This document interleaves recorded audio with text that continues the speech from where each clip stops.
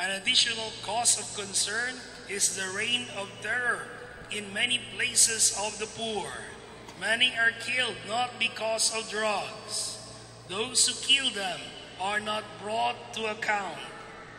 An even greater cause of concern is the indifference of many to this kind of wrong.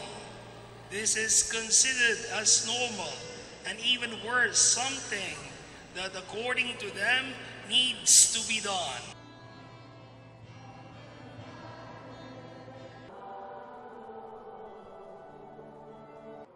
Ipanalangin mo kami. Sapat ding unahin ang pagtatama at pagtatanggal sa mga tiwala. My dear